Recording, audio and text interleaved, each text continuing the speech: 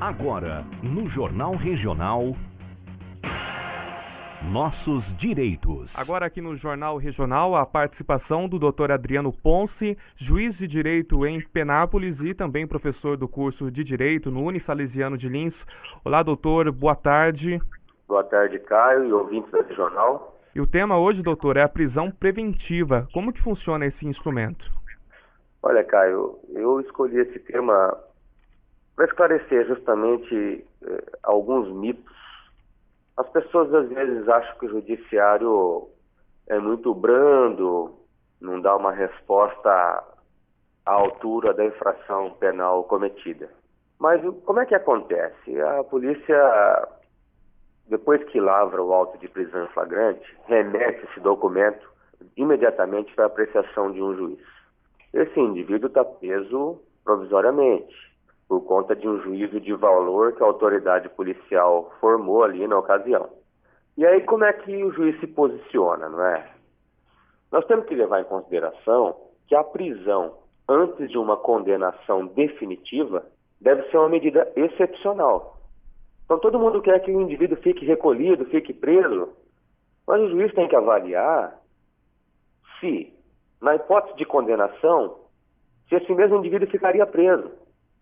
Então, tem situações que o indivíduo passa um tempo preso preventivamente, por exemplo, e ao final é imposta para ele uma pena de prestação de serviço à comunidade, só para exemplificar.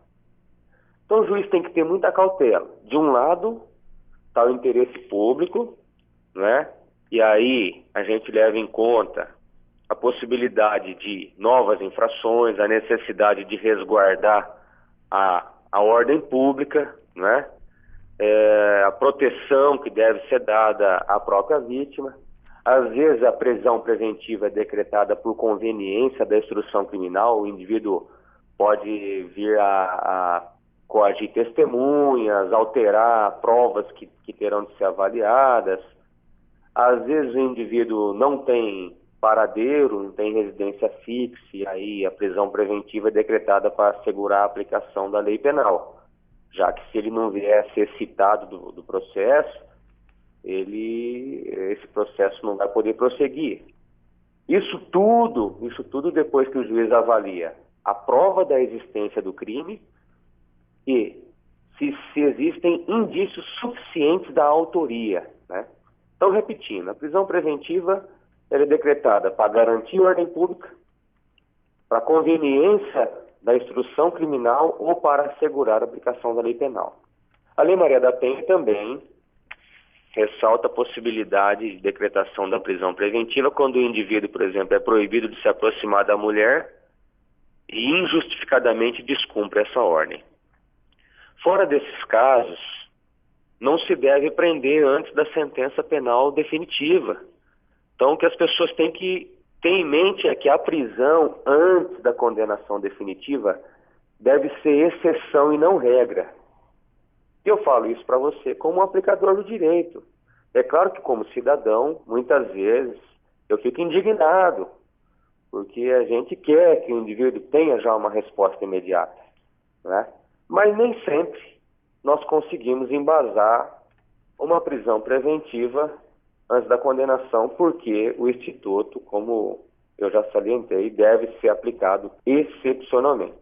Então, antes de você, ouvinte, concluir que o judiciário não se interessa pelo problema, ou não está nem aí para dar uma resposta, enfim, lembre-se sempre disso, que é feita uma análise muito criteriosa, que a prisão preventiva é excepcional e que muitas vezes uma análise apressada pode fazer com que um indivíduo fique preso, fique detido por semanas ou meses injustamente, porque em alguns casos, no final, ele é absolvido, não é?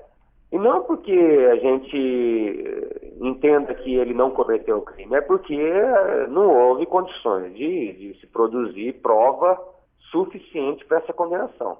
Às vezes, no final, o juiz até acha que o indivíduo é culpado, porém não consegue fundamentar uma condenação porque, naquele caso em especial, as provas não ajudavam, não é? É isso que eu queria esclarecer, né? Nesse propósito nosso de sempre trazer numa linguagem bastante simples, acessível ao público, institutos bastante complexos do direito. E, por fim, é bom mencionar que muitas vezes até o indivíduo preso injustamente, ele vai poder demandar contra o Estado. Não é sempre que ele ganha, mas às vezes você, contribuinte, vai acabar pagando a conta ainda por uma indenização que vai ser pleiteada em razão de um erro judicial, por exemplo, né? Então, tudo isso nós, juízes, temos de considerar também nesse momento e lembrar que somos juízes e não justiceiros, né? Como pode parecer para alguns. Muito obrigado, uma ótima semana a todos. Tá certo, nós conversamos com o Dr. Adriano Ponce, juiz de direito em Penápolis e também professor do curso de direito do Unisalesiano de Lins.